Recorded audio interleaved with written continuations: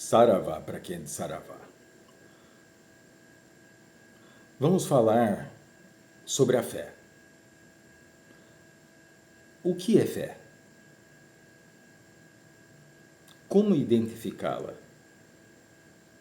Como decodificá-la? Como saber verdadeiramente o que é ter fé? O que é manifestar fé? Muito bem.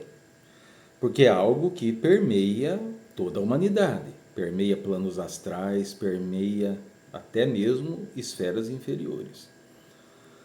Vamos lá, vamos partir daquilo que é o mais óbvio, o mais simples. Então, fé para muitos seria nada mais, nada menos do que poder observar ou crer, acreditar naquilo que não se vê, naquilo que não se toca, naquilo que não se pode ouvir, naquilo que não se pode conceber.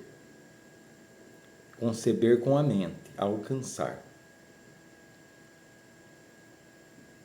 Que temos lá um bom exemplo sobre aspectos cristãos, quando Jesus, então, após crucificado e daí ressolto, né, após ter ressuscitado, né, nas passagens bíblicas, então, ele aparece para Maria Madalena, depois para Maria, sua mãe, e depois elas compartilham isso com os discípulos, e daí Tomé vai duvidar, vai colocar em questionamento. Então Jesus teria se materializado e pedido para que Tomé colocasse o dedo nas suas feridas dos pregos. Tá? E daí Tomé, arrependido, cai de joelhos e pede perdão. E Jesus diz: não tem nada que pedir perdão. Né? Vós acreditou porque viu, mas em verdade, verdade vos digo que existirão aqueles que não verão e irão crer. Esses serão bem-aventurados. Então todo mundo, de uma certa maneira, está apontado para esse norte. De que falaram para vós que existe, então vós passa a acreditar ou crer, que é uma porção já bem resumida, bem reduzida em número de pessoas. Porque mesmo que nos dias de hoje, aquilo que é a dialética, aquilo que é a escrita, ou aquilo que seja a etimologia de palavras, muitas delas, já por obra de manipulação, são jogadas todas dentro de um mesmo balaio, como para se fazer um resumo, para ter menos colocações diferentes, como o acreditar e o crer. Dentro do parâmetro de linguística, talvez, né, isso gramatical, talvez isso até possa ressoar como algo em uma certa ressonância, uma certa simbiose. Mas no quesito das coisas invisíveis, das coisas do espírito, não. O acreditar, todo mundo acredita. Todo mundo acredita que exista Deus, que exista um Criador, ou que exista um arquiteto, uma mente criadora, algum tipo de relação com isso. Assim como tem muita gente que acredita em Jesus, que ele realmente existiu, acredita em Maria, acredita nos santos, nos orixás, enfim. Só que acredita. Acreditar é da boca para fora, é um impulso, é um ato impulsivo, emotivo, de momento, por influência do meio que o circunda, para então permanecer aceito, reconhecido, para respeitado, então diz acreditar, sendo que nem tem certeza se realmente acredita sobre aquele aspecto. Aí, quando surge um obstáculo e a pessoa cai de joelhos, cai prostrado, então ele vai ver, experienciar em primeira pessoa que a fé dele, esse acreditar, foi insuficiente. O crer coloca o ser humano em uma condição superior, um degrau acima. Porque tamanha é a certeza, não por arrogância, não por prepotência, não por vaidade, por narcisismo, alguma coisa parecida, mas sim simplesmente pelo crer, ponto. Não, eu creio que existe uma mente criadora e que esteja chovendo, ou que esteja caindo canivete, ou que o céu esteja caindo, eu continuo crendo. Então isso coloca a pessoa em uma condição um pouco melhor em termos de resultado, até mesmo perante aquilo que é considerado como obstáculos na vida, devido a essa atitude de crer, que é reduzida para um pequeno número de pessoas. Não são todas as pessoas que manifestam o crer. De qualquer forma, aquilo que seja acreditar ou aquilo que seja o crer, está ligado, engilhado ou envolto por conceitos pragmáticos e dogmáticos, dogmas e doutrinas, sobre qualquer aspecto de qualquer religião, de qualquer instituição que tenha como propósito conectar alguém com algum tipo de sagrado, não importa qual ele seja. Muito bem, então isso é o que vai estar presente nas 3 primeiras etapas que o ser humano percorre estando em cima dessa terra, que é trevas da ignorância com seus 7 níveis, caminho espiritual também com seus 7 níveis e tornar-se espiritualizado também com seus 7 níveis. Esses 3 primeiros níveis estão ligados aos 3 primeiros chakras. As trevas da ignorância estão atreladas ao chakra básico. Tá? O caminho espiritual está atrelado ao chakra umbilical. O tornar-se espiritualizado ao chakra do plexo solar. Que de elementos, então, chakra básico, terra, umbilical, água, e aquilo que é o plexo solar, como sugestiona o elemento fogo, que são ligados aos aspectos da fisicalidade, tudo que está manifesto através do corpo físico, materialidade, tudo que se está aqui experienciando, ambientes, locais, natureza, enfim, tudo. E espiritualidade, que é aquilo que está atuando de planos astrais ou dimensões paralelas a esse plano de experienciação, vai estar nessas 3 primeiras etapas, atreladas a esses 3 primeiros chakras, contando de baixo para cima, do chakra básico, do chakra umbilical, do chakra do plexo solar. Tá? Chakra básico, trevas da ignorância e todos os seus 7 níveis. Chakra umbilical, caminho espiritual e todos os seus determinados níveis, os seus 7 níveis. Tá? Tornar-se um ser espiritualizado. Plexo solar, que tem todos os seus 7 níveis, que representam fisicalidade, materialidade e espiritualidade. Muito bem. Aí existe o chakra cardíaco, que é a ponte, na qual se deve percorrer os 12 caminhos de Hércules. Então pesquisem para saber o que representa cada um dos 12 caminhos de Hércules. Se começa por aí. Uma vez que se desobstrui essa ponte, que se alinha em funcionamento em uma condição equilibrada, com os 3 primeiros, então se vai aos chakras superiores, que é o laríngeo, que é o do chamado terceiro olho, e o chakra da coroa, que está no alto da sua cabeça, mais em direção à nuca,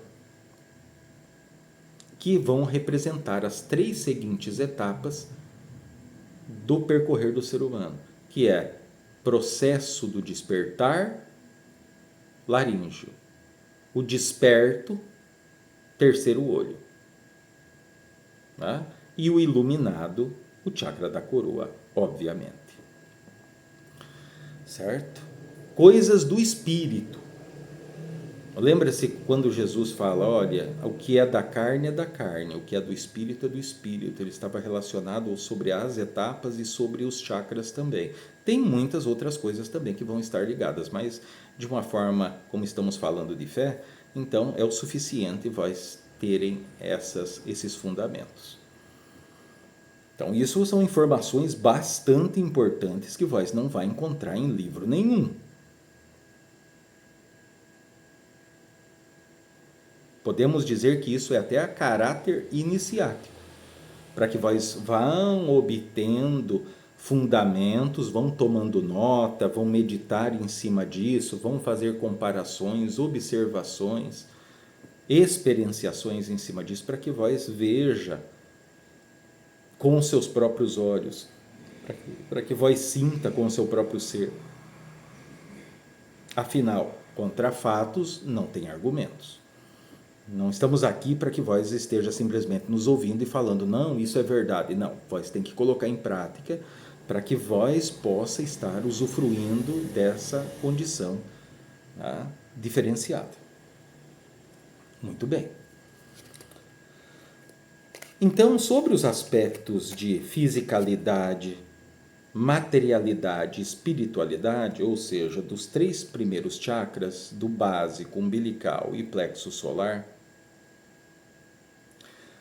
o que temos? Temos o acreditar na fé e o manifestar a fé. O que é manifestar a fé? Manifestar a fé é vós não ter dúvida. Se vós creem em um sagrado, então não tenha dúvida, por mais que alguém esteja falando ao contrário, se vós crer, é sua crença.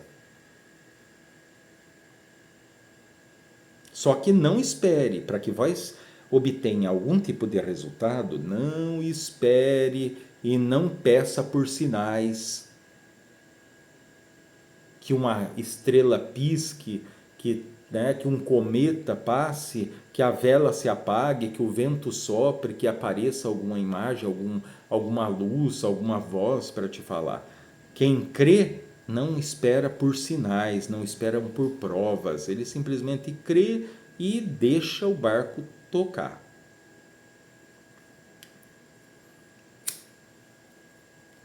Quando alguém chega às margens ali da terceira etapa, né, que ao tornar-se espiritualizado, então já falamos também sobre isso, ele vai chegar a uma margem onde existe uma ponte que vai ligar uma margem à outra, esse é o chakra cardíaco. Quando alguém então tem essa coragem, que ele vai ao encontro daquilo que ele nunca experienciou até agora, vai ao encontro daquilo que ele nunca experienciou até agora. Por isso que Jesus diz a Nicodemos da condição de nascer de novo. É o nascer de um novo ser, aquele que vai experienciar, vai manifestar. Quando alguém ultrapassa essa ponte, quando ele está ali nos primeiros níveis do processo do despertar, que é quando ele vai começar a ver a verdade mesmo por trás da cortina, de uma forma muito nítida, muito clara, aquilo que antes ele tinha de fé morre, não deixa de ser fé, porque ele passa a reconhecer que fé sempre foi relacionada ou intimamente ligado ao processo da mente criadora, o poder da imaginação. Não confunda poder de imaginação com criar de fantasias, utopias. Porque poder de imaginação, que é a mente criadora do ser humano, se ele quer criar um quadro, então ele vai construir esse quadro. Então esse quadro vai ter uma medida, vai ter uma largura, vai ter determinadas cores, paisagens ou figuras, né? Então ele vai determinar tudo isso, ele vai construir, arquitetar tudo isso. Isso é a mente criadora, aquela que constrói, para daí isso ser manifesto. Fantasia são coisas que não têm nexo, são coisas que estão ligadas à teia das ilusões, porque não possui fundamentações. Por isso que muita gente que às vezes esteja manifestando a fé não tem resultado porque ele está atrelado a fantasias ou a contos religiosos ligados a uma espécie de romanticismo místico ou alguma coisa que faz com que essa pessoa esteja atrelado a utopias que estará distante realmente da condição que a pessoa se encontra, de ele poder fazer alguma coisa de forma efetiva. Então saiba, fé igual ao poder de imaginação, a mente criadora, a mente que arquiteta, que cria, que constrói, mas constrói sabendo, né? Todos os porquês, todo o funcionamento daquilo. Então, ter fé seria utilizar das suas fundamentações para vós construir a sua realidade a partir do seu interno, que é oriundo primeiro do mental, do plano mental. Depois das condições sentimentais, emocionais, que é o que vai colocar em movimento tudo isso. Mas quem está no comando? A condição consciencial. É esse salto de consciência que muitos dizem. Uns vão chamar de salto quântico ou alguma coisa parecida, que é mais um rótulo, mais uma terminologia para a mesma coisa. Porque boa parte das pessoas não fazem a menor ideia o que seja física quântica. Essa é a realidade. Até mesmo para âmbitos de estudiosos, não entusiastas, mas pessoas que estão realmente cursando, realmente, ou já cursaram e são pesquisadores no âmbito científico da física, não dizem saber tudo sobre física quântica, porque é algo que é um recém-nascido, que se sabe pouco, quase nada. Até mesmo por quê? Porque as leis da física tradicional não se aplicam no mundo quântico. Então, podemos dizer que são leis ou regras que estão sobre o contexto da fisicalidade, materialidade e espiritualidade. Porque a verdade perene, que é o funcionamento de todas as coisas, ela está tanto no macro como no micro, tanto no visível quanto no invisível. Nos aspectos da física, ela está tanto na física tradicional como também está na física quântica. Assim como também em outras áreas da física que a atual humanidade ainda não desmembrou, ainda não teve contato. Mas terá. Então veja que a condição que estamos falando sobre fé, ela se torna uma coisa mais simples, mais objetiva, mais pontual e menos irracional ou fantasiosa do que ficar pensando que a espada flamejante do arcanjo Miguel então vai cortar todos os vínculos e laços, todos os fios de obsessores. Primeiro de tudo, quem é Miguel? Miguel é o nome de um dos arcontes. Tá? Mas existe arcanjos? Existe. Certo? Não tem esse nome, que é um rótulo aqui dessa experiência, obviamente, para se relacionar a esses seres celestiais, né? A essas criaturas celestiais, melhor dizendo, que é a terminologia mais adequada. Que eles nunca estiveram aqui, não estão e jamais estarão. Eles são como sóis centrais que pulsam para a criação, a sua essência, aquilo que cabe a eles sobre execução de algum tipo de trabalho, de algum tipo de propósito, né? Oriundo daquele que tudo é, o incognoscível. Mas para dar todo o suporte e amparo para a condição da divina consciência humana, para ele manifestar, para que possam manifestar toda a sua plenitude. Toda fé que vai ter tido, vai ter depositado em alguém, vai ter depositado no Marabô, vai ter depositado no Santo Antônio, vai ter depositado em Buda, vai ter depositado em Jesus, vai ter depositado em Maria, vai ter depositado em Lúcifer, vai ter depositado na feitiçaria, vai ter depositado na magia, vai ter depositado na natureza, nos elementais ou elementares. Quando foi que vós manifestaram a fé a respeito da sua centelha divina, do seu eu superior, do seu Espírito Santo? Quantos cultos vós já fez dentro desse templo para essa que é a única verdade no seu caminho, aqui encarnado?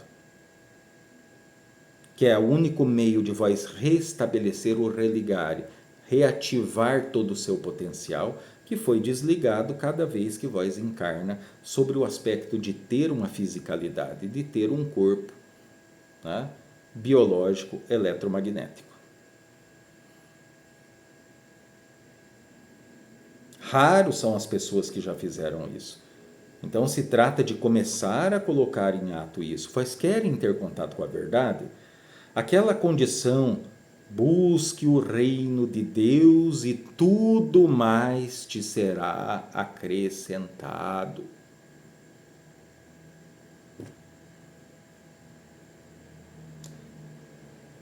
As próprias religiões não dizem que o templo do Espírito Santo é aqui dentro? É dentro desse seu corpo físico? Muito bem. Então adentre esse templo, percorram as salas que tem que percorrer, até que vós chegue no Sancto Sanctorum. Nessa centelha divina, nesse eu superior, nesse Espírito Santo. Que uma vez, quanto mais próximo está, vai se aproximando, mais a sua realidade se transforma. E tudo vai sendo acrescentado à medida que vós volta a manifestar aquilo que deseja, mas não desejar por clamores ou por ignorância, mas sim por consciência, racionalidade e fundamentações.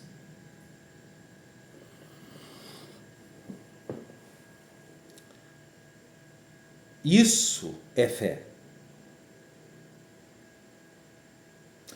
Não é menosprezar as pessoas que de repente fazem uma novena, estão ali rezando o seu rosário, fazendo o seu terço, fazendo uma promessa, né? Fazendo suas intenções, fazendo suas oferendas. Não. Já cansamos de dizer, tem inúmeros espíritos humanos experienciando encarnado que estão a níveis conscienciais diferentes. Então tem pessoas que precisam, ainda estão em certos níveis conscienciais que ele precisa, é a única coisa que ele pode usar agora como ferramenta, que a única coisa que cabe nessa condição consciencial é esse manifestar de fé. E está tudo certo.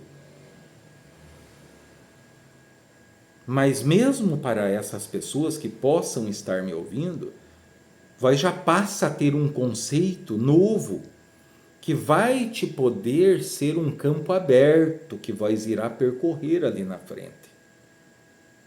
Não é obrigado. Lembre-se, o espírito humano, ele é livre para experienciar o que deseja experienciar. Não gostamos do termo, da terminologia livre-arbítrio. Preferimos livre escolha, é mais adequado. Até mesmo por quê? Porque existem leis que regem a criação. Então, se alguém se opõe, se entra em contraste com essas leis que regem a criação, então automaticamente vai ter reações, vai ter frutos colhidos. Então, por isso que não gostamos de livre-arbítrio, né? Porque arbítrio vem de arbitrar. Arbitrar vai te remeter a juiz.